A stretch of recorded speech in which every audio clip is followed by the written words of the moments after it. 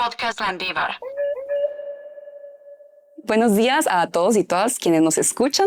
Bienvenidos a un nuevo episodio de nuestro podcast landivariano. Nos encontramos haciendo una serie de episodios para abordar la situación del agua en Guatemala y en esta ocasión nos vamos a dedicar a dialogar con dos personalidades muy importantes acerca del tema de la ley de aguas en el país. El Ministerio de Salud informó que esa cartera gasta anualmente unos 96 millones de quetzales en la atención de enfermedades intestinales derivadas de la ingesta de agua contaminada y señaló que únicamente el 30% de las municipalidades del país cloran el agua que se distribuye en los domicilios. La lluvia es sinónimo de vida, sin embargo, para el lago de Amatitlán es muerte. Cuando el invierno llega, también se arrastran toneladas de basura hasta este lugar.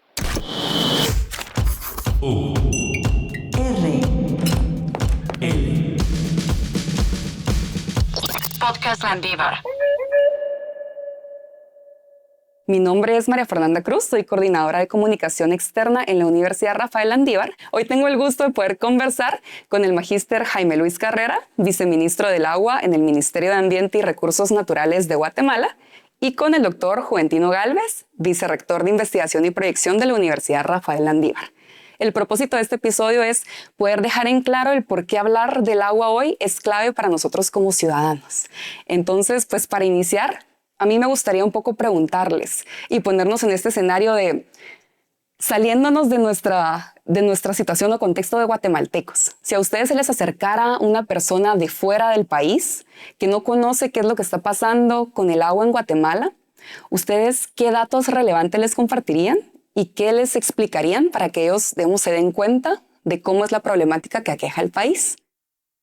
Pues bueno, muchas gracias. Buenos días a todos. Como ya me presentaron, soy Jaime Luis Carrera, viceministro del Agua en el Ministerio de Ambiente y Recursos Naturales, pero en realidad pues muy cerca de esta universidad porque pues laboré por muchos años en ella, específicamente en el Instituto de Investigaciones en Ambiente y Tecnología. Así que muy grato de estar hoy con ustedes. Efectivamente, Guatemala es un país muy particular en el tema del agua.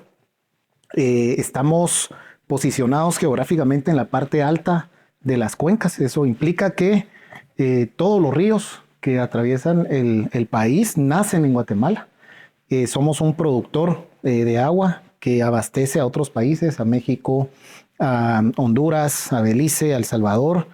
Y además, pues tenemos ese privilegio de tener pues apertura a los dos océanos, ¿verdad? Al Mar Caribe en este caso y al Océano Pacífico. En el país, además, al tener esta posición privilegiada, es un país donde precipita o llueve mucha agua, ¿verdad? El promedio nacional en términos de disponibilidad de agua está muy por arriba de muchas partes de otros territorios del mundo. Sin embargo, a pesar de esa abundancia teórica de agua, somos un país todavía con una limitada capacidad de almacenar y poder guardar el agua para usarla en los momentos oportunos y en los lugares donde se requiera. Yo creo que ese es un dato importante en términos de disponibilidad, que si bien la hay en algún momento del año, no la podemos hacer, o no la podemos utilizar efectivamente, pues al perderla porque se va ya sea a los océanos, al mar o finalmente a los países vecinos. Segundo dato importante, diría, es que es un país con grandes desafíos en términos de la calidad del agua en los cuerpos que tenemos, básicamente por una falta de tratamiento de aguas residuales, tanto de uso doméstico, ¿verdad? De uso digamos, en términos de lo que los hogares hacemos, pues utilización de ella, pero también por temas que tienen que ver con el uso industrial y otras actividades económicas, una falta de gestión en general del territorio, ¿verdad? Vinculado a la deforestación, al uso agrícola de algunas tierras que implican que también pues fertilizantes o agroquímicos lleguen a los cuerpos de agua y eso de alguna manera implica pues una mala calidad de los cuerpos de agua en general en el país. Un tercer elemento importante es que somos un país que vive del agua. El 30% del Producto Interno Bruto necesita del agua en este país para poderse producir. Nuestros principales productos de exportación también son productos que dependen del agua. En términos generales, uno podría decir que exportamos una buena cantidad de agua a través de las exportaciones. pero además el régimen, digamos, institucional y administrativo está fuertemente fragmentado y atomizado en muchas instituciones, más de 20 instituciones que tienen algo que ver con el recurso agua, lo que hace que se planifique con objetivos sectoriales, con una visión, digamos, dispersa. Exacto. Y si cerramos, digamos, ese círculo, un país que tiene que enfrentar un cambio climático muy intenso, ¿verdad? Cada vez los eventos extremos vinculados a la hidrometeorología son más fuertes en el país y más frecuentes, ya sea sequías o años y eventos de mucha precipitación, que hace que hay un riesgo, digamos, importante que enfrentar en términos de aquello que está vinculado al agua, crecidas, inundaciones, deslaves, etcétera, que además, si nos proyectamos hacia el futuro, pues los estudios muestran que estamos esperando hacia 2080, 2100, una probable reducción de entre el 12 al 30% en las precipitaciones, lo cual de alguna manera creo que es evidente que necesitamos aprender a administrarla y gestionarla mejor. Entonces, pues con muchos elementos importantes, interesantes en términos de disponibilidad, pero con grandes desafíos de gestión. Claro. Bueno, yo me imagino ahorita la cabeza de la persona que nos estaría escuchando de fuera de Guatemala y diciendo, puchis, el tema de la tala de los bosques, el tema de que están expuestos y son vulnerables al cambio climático y enfrentan amenazas, el tema de la calidad, ¿verdad? Porque no solo es cantidad de agua, sino la calidad, la fragmentación de las instituciones y además, ¿qué otros datos le podemos sumar a este mix de complejidades de la situación del agua en Guatemala? ¿Qué nos podría decir, Juventino? Yo voy a agregar algunos elementos de síntesis a partir de lo que Jaime explica. Me parece que, contrario a esta idea de que hay abundancia, de que materialmente puede ser cierto que precipita muchísima agua en el territorio nacional, hay escasez. Es decir, la gente concretamente no tiene agua, ¿sí? Y como explicaba Jaime, no hay capacidad instalada para almacenar y para distribuirla. Entonces no hay acceso. Dos, agravante a esa incapacidad de almacenar el agua, todos los elementos involucrados en el ciclo hidrológico, básicamente vegetación, tierras, están mal gestionados, ¿sí? Entonces el flujo entre, digamos, los ecosistemas y las personas no garantiza ni suficiencia. Es decir, el agua no se infiltra, no se almacena, digamos, o en cantidades apropiadas, sino que llega a otros destinos, al mar, fuera del país. Y también es agua contaminada. Es decir, se contamina inmediatamente el contacto, ¿sí?, con la superficie, se contamina, ¿sí? Lo otro, el tercer elemento, que no hay regulaciones, ¿verdad? Que, como bien decía Jaime, están fragmentadas, pero lo que hay no garantiza una claridad en la jerarquía de los usos. Está sujeto el uso del agua básicamente a la ley del más fuerte, ¿sí? Quien más capacidad, quien más poder tenga de asegurarse él mismo el agua. Acaparar más el agua, ¿sí? Y en síntesis, entonces, podemos desmitificar esa idea de que tenemos muchísima agua y situarnos hoy mismo, con mucha certeza en un escenario de escasez, ¿verdad? De tremenda escasez. Es decir, las personas no tienen cantidad y calidad para satisfacer las necesidades que permiten la vida, digamos, en su expresión más llana. Una vida digna. Sí, exacto. Ahí ya nos empezamos a adentrar, pues ustedes han mencionado cuestiones como el acceso al agua, ¿verdad? La distribución, el tema de la contaminación. Han ido mencionando esos elementos que de cierta forma nos van a ayudar a responder la siguiente pregunta, porque yo creo que cuando uno como ciudadano escucha el término ley de aguas, le puede sonar a mucho o le puede sonar a nada y no queda tal vez como muy claro a qué se refiere, digamos, qué es lo que trataría de esa regulación. Entonces yo quisiera quizás que en esta primera parte también pudiéramos un poquito como llevar a lo concreto, ¿verdad? Para las personas que nos están escuchando. Y primero quisiera preguntarle al viceministro, desde lo cotidiano, si pudiera explicarnos cómo nos afecta a nosotros, digamos, a mí como ciudadana, en mi día a día, en mi cotidianidad, ¿cuáles son como algunos de esos efectos de que no exista una ley de aguas? Sí, yo creo que Juventino puntualizaba algo muy importante y es que efectivamente el Estado ha sido incapaz de poder garantizar algunos derechos fundamentales de la población.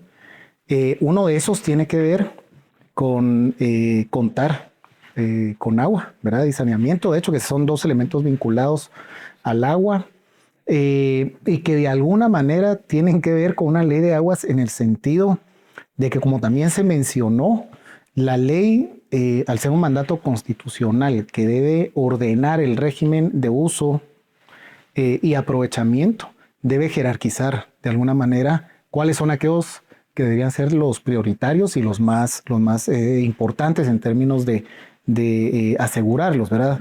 En ese sentido, y por eso lo quiero vincular a la ley, el trasfondo, el primer objetivo de la ley de aguas que se está trabajando, que se ha estado trabajando desde el gobierno, es el garantizarle a cada guatemalteco, ¿verdad? En cualquier lugar del país, la suficiente cantidad de agua y en calidad aceptable para su, digamos, desarrollo personal comunitario, ¿verdad?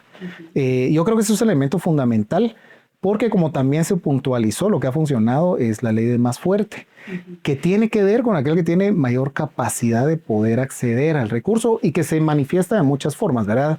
Y ahí es importante, en el proceso de construcción que hemos tenido en la ley, se ha manifestado claramente que ya no es un problema únicamente entre grandes propietarios o grandes empresarios, grandes y pequeñas comunidades o algunos, digamos, sectores fundamentales. Hoy estamos viendo comunidades que compran un nacimiento, lo cercan y no dejan a otros, por ejemplo, poder acceder a una fuente que originalmente era la fuente a la cual accedían al agua. Entonces, es un elemento, vemos empresas de agua, o más bien, voy a ver prestadores de servicio del agua como Empagua, comprándole agua a propietarios privados, ¿verdad? Incluso pagándolas en montos de dólares, ¿verdad?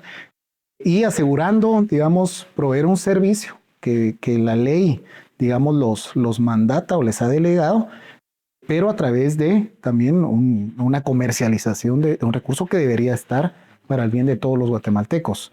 Entonces, creo que en lo cotidiano, efectivamente, la ley debe generar las condiciones, los elementos mínimos para asegurar que ese derecho humano al agua, que tiene varias características, desde ser asequible, económicamente accesible, digamos, se pueda cumplir para todas las personas y que no haya ningún guatemalteco que esto se convierta en un elemento, digamos, limitante para su desarrollo. Si uno lo piensa, digamos, en términos del agua que llega a los hogares, a las viviendas, pensemos, por ejemplo, en centros de salud sin agua o en escuelas sin agua. O sea, todo el desarrollo fundamentalmente de las personas ahí sí que en sus elementos más básicos y fundamentales están asociados de alguna u otra manera al agua.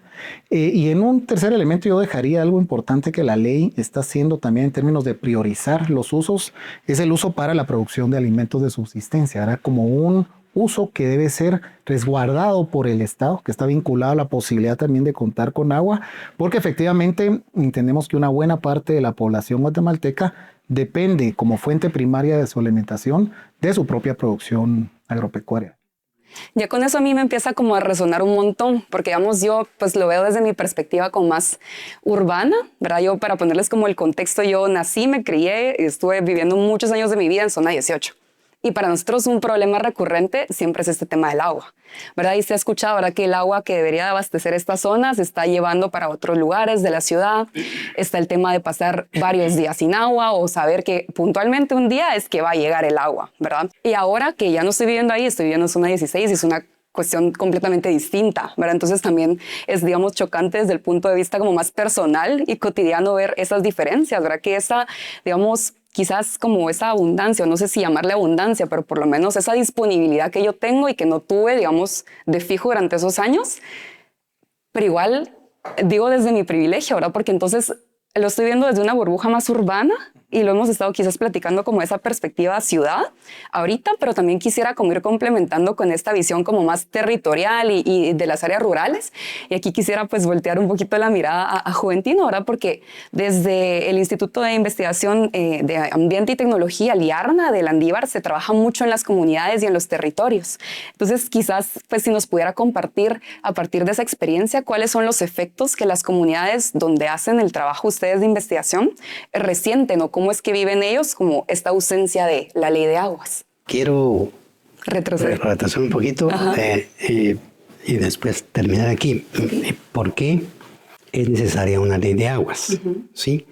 Y citar algunos principios, tal vez ético-políticos, que deberían guiar la formulación. Porque lo que usted está mencionando, su experiencia, es un ejemplo de la violación de ese, digamos, precepto constitucional que establece que el agua es un bien de dominio público, ¿sí? Bueno, eso es fundamental, ¿verdad? Aún sin una ley. Ya está en la Constitución. Desde que está en ese nivel, debiesen de hacerse todos los esfuerzos, ¿verdad? Para apegarnos a esa concepción del agua como bien de dominio público. ¿Qué significa? Esa tiene una connotación básicamente jurídica. O sea, tiene una connotación jurídica. Básicamente lo que sugiere o lo que indica o mandata es que nadie se debe de apropiar del agua, ¿sí? Y el Estado es el garante, ¿sí? Y tiene que hacer todo lo que esté a su alcance para evitar que se privatice el agua, ¿sí? Porque es de dominio público. Esa es y eso justifica, por eso ese artículo constitucional dice, y se hará una ley específica para garantizar eso. Pero esa es la connotación jurídica. Pero está también la connotación económica, y eso seguramente Jaime lo sabe mejor que yo. Y es que el agua, desde la perspectiva económica, es un recurso de uso común. En economía hay bienes públicos, ¿verdad? Sí, que no tienen rivalidad. Es decir, el aire se dio consumo, pero no bloqueo la posibilidad de consumir de otros aire. ¿Sí? Por eso el agua, en su concepción económica, es un recurso de uso común, porque este sí tiene rivalidad. Y por lo tanto, bajo esa perspectiva, también, ¿sí?, se justifica una ley de aguas y una institucionalidad fuerte, autónoma, etcétera, etcétera, que establezca todas las regulaciones necesarias para que el agua no sea acaparada. Y eso, el escenario que tenemos hoy es de, como decíamos al inicio, de acaparamiento de aquel que más, en síntesis, más poder tiene. Sí, eso me parece que debe quedar absolutamente claro, porque es lo que motiva en estos momentos de crisis hídrica, de escasez, de disputas, de conflictos, ¿verdad? O de inundaciones en épocas de lluvias extremas y eventos atmosféricos propicios, digamos, inundaciones, ¿verdad? Entonces sí se requiere. Luego, a mí me parece que hay 3 criterios que deberían de guiar este ejercicio. Uno es situar el agua, más allá de las 2 connotaciones jurídico y económica que ya mencioné, como un bien estratégico nacional. Y a mí me parece que junto a la energía y a la capacidad de producir alimentos, ¿sí?, son elementos extremadamente estratégicos que son los que garantizarían la, digamos, materialidad de la vida digna. Sí, porque la vida depende de elementos materiales concretos, ¿verdad? Comer, refugio, vestido, agua, ¿sí? Entonces, el segundo es el consenso. Yo no sé cómo les ha ido ahí en el proceso de formulación de la ley de aguas. El consenso respecto a lo que ya decíamos anteriormente, la jerarquía de usos, que se puede desglosar en varias categorías, pero básicamente habrían dos grandes niveles. Uno, agua para la vida, primero, ¿sí? Y segundo, agua para el lucro, ¿sí? Ese es el orden, ¿verdad? Y el proceso de formulación de la ley de aguas debe de lograr ese consenso. De tal manera que en un plazo prudencial, ¿sí? Aquí, en este país, nadie debería de ser víctima de la ausencia de agua, porque es esencial para la vida. Y el tercer criterio es el de la factibilidad, que tiene que ver con lo que usted pregunta, la factibilidad. Es decir, tiene que ser una ley factible de implementarse. Tiene que poder implementarse, ¿sí? Y pues obviamente la factibilidad está determinada, sí, o mediada por un aparato institucional. La ley de aguas tiene una propuesta que está sujeta a ser evaluada, criticada, enriquecida, etcétera, ¿verdad? Sí, para asegurar esa jerarquía que mencionaba, ¿sí? De tal manera que ninguna comunidad rural debe de padecer, como decía anteriormente, la ausencia del agua para todos los usos, ¿sí? Incluso para producir alimentos, ¿sí? Entonces, institucionalidad fuerte, infraestructura. Mire, es falso que vaya a haber disponibilidad y acceso sin infraestructura nueva. Si lo que tenemos, podrá salir una ley maravillosa con todos los votos, pero hoy, ¿sí? No va a cambiar nada. Hoy no va a cambiar nada hasta que no haya infraestructura, ¿sí? Hidráulica, digamos, ¿sí? Que nos permita almacenar, distribuir de tamaño variable, ¿sí? Y luego talento. Gente que sabe, que no tenemos en Guatemala masa crítica de gente que sepa de agua. No hay. Claro, no hay. O sea, si hoy mismo sacamos a licitación obras hidráulicas de pequeño, mediano y gran capacidad, no tenemos en el país. No tenemos, ¿verdad? Entonces, cierro diciendo entonces que la ley creo que es necesaria, ¿sí? Para garantizar ese precepto constitucional y esa condición de recurso que está en disputa, ¿verdad? Pero, sí, y eso me voy a adelantar, ¿verdad? Porque es algo que no veo en la propuesta de ley actual. Sí, tiene que haber una propuesta de inversiones extraordinarias tremendas, ¿sí? Que además van a generar muchísimo empleo, ¿verdad? Podrían generar muchísimo empleo mientras se construye para resolver en definitiva el problema del agua, ¿sí? Yo creo que ahí ya fueron mencionando ahora algunos elementos que espero podamos ir ampliando en las siguientes preguntas. Y así como decía el vicerrector, yo también voy a retroceder un poquito, porque uno de los elementos que empezaron a mencionar es, aunque no hay ley, está en la Constitución, ¿verdad? Entonces me parece como muy importante explicarle a la gente que nos está escuchando, si hace 40 años, en 1985, los constituyentes que se sentaron a escribir nuestra Constitución dijeron tiene que haber una ley específica que regule esto, ¿por qué 4 décadas después nosotros seguimos, digamos, sin tener y sin poder lograr que exista esta ley? ¿Cuáles son los factores que han causado esto? Sí, yo creo que en realidad hay muchos factores. Yo empezaría diciendo que hemos efectivamente pues, vivido en un estado que no ha sido, digamos, capaz de ordenar el país pensando en las mayorías, ¿verdad? Aún después, digamos, de la Constitución y de la firma de la Constitución del 85, de la firma de la paz, el Estado más bien ha estado ausente y yo diría que ha servido pues, a los intereses de pequeños grupos. Y que eso es fundamental para entender que un bien que es tan estratégico, como se ha comentado, pues no esté regulado. Y eso es fundamental porque si bien es algo que aparece en la Constitución, el hecho de que no exista la ley no le permite a ninguna institución del Estado otorgar derechos de agua o concesiones de agua. Como una licencia, digamos. Una licencia para el uso.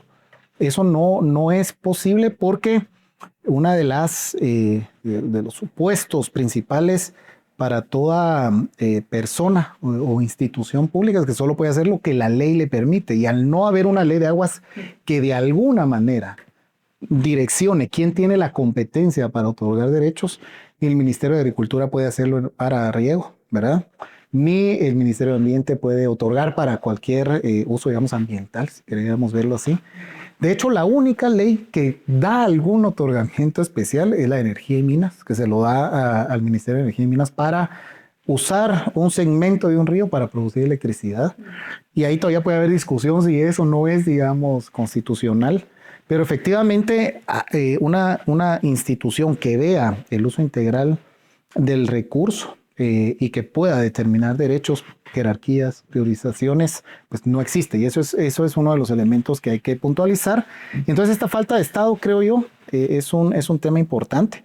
El otro es que yo diría que es un país, y esta es quizás una reflexión que ya la tenía de antes de entrar al gobierno, pero que ahora creo que también la ha ido madurando. Además de que es un país al que le cuesta ponerse de acuerdo en cualquier tema, no solo en el agua o en los recursos naturales. En cualquier tema hay una dificultad en que los actores, sectores, podamos llegar a acuerdos mínimos. Quizás un elemento que explica mucho la incapacidad de generar acuerdos tiene que ver con la desconfianza que hay entre los diferentes sectores de la sociedad y se vivió en el proceso. Digamos, el hecho de llegar a hablar con organizaciones sociales en los diferentes territorios, con las representaciones de pueblos indígenas y autoridades ancestrales, había realmente, diría casi un rechazo, una reacción muy adversa a recibir al gobierno en esos espacios y sobre todo a cuestionar mucho el proceso, las intenciones, etcétera.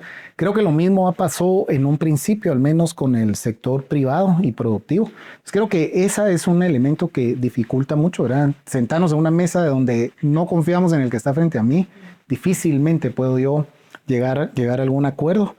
Y quizás un elemento que me gustaría puntualizar es que la ley de aguas intenta también unir dos visiones diferentes de conceptualización acerca del mundo y de la realidad. Por un lado, un sector que ve el agua como un insumo, como un activo, como un recurso productivo. Por el otro sector que efectivamente dialoga con el agua, lo considera un ser vivo, es un ser con el cual se relaciona vitalmente. Y eso, integrarlo en un solo cuerpo normativo que sea efectivamente capaz de generar condiciones para que los objetivos, los intereses e incluso se respeten las identidades y las visiones, es todo un desafío, digamos, realmente grande. Entonces creo que esos elementos son algunos de los cuales permiten explicar esa falta de ley de aguas. Un poco lo que vimos en el análisis de las propuestas anteriores es que habían sido propuestas que habían surgido de algunos sectores en particular, con una visión pero con muchas dificultades, digamos, para poder integrar las otras visiones. Y eso a través del proceso que generamos, intentando ser lo más participativo posible, con la profundidad que nos daba, digamos, las capacidades para hacerlo, en términos de tiempo, de recursos, de acercamiento a los liderazgos y territorios, pues es lo que esperamos que pueda estar de alguna manera expresado en la ley que estamos proponiendo. Claro. Juventino, no sé si quisiera ahí también usted pues compartirnos por qué esto de los 40 años sin esa ley. Sí, miren, a mí me parece que hay como un gran telón de fondo. Cuando hablamos de los problemas ambientales, incluyendo todo lo que tiene que ver con el agua, nos referimos a... Casi siempre pensamos en que se circunscriben a un ámbito de la naturaleza, ¿sí? Y que se explican estrictamente en el ámbito de la naturaleza. Pero en realidad esos problemas ambientales son señales de un régimen económico, político, ¿sí? Que determina, ¿sí?, qué importancia tiene la naturaleza. Se sostiene a partir de una correlación de poder.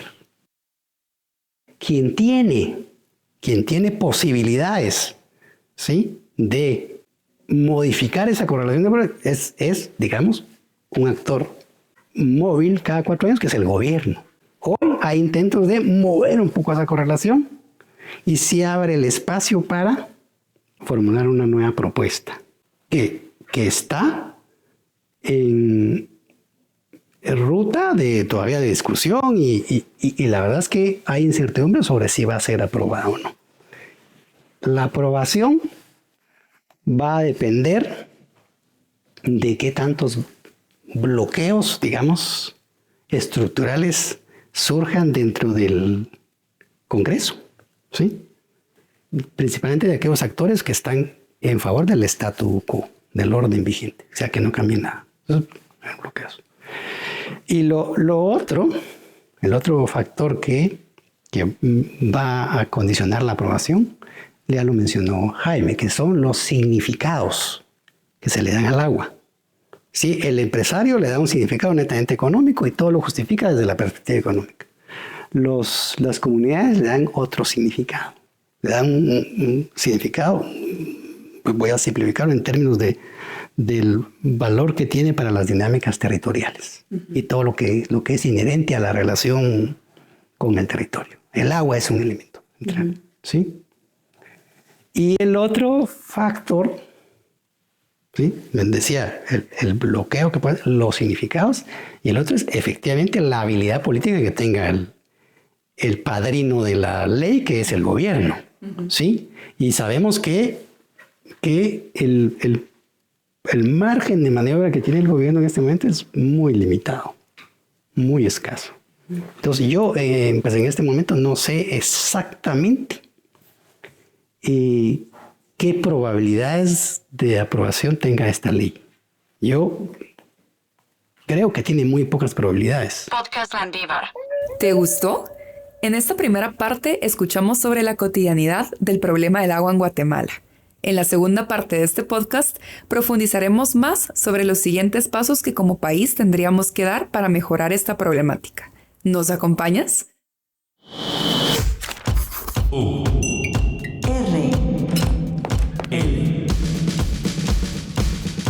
Podcast Landívar.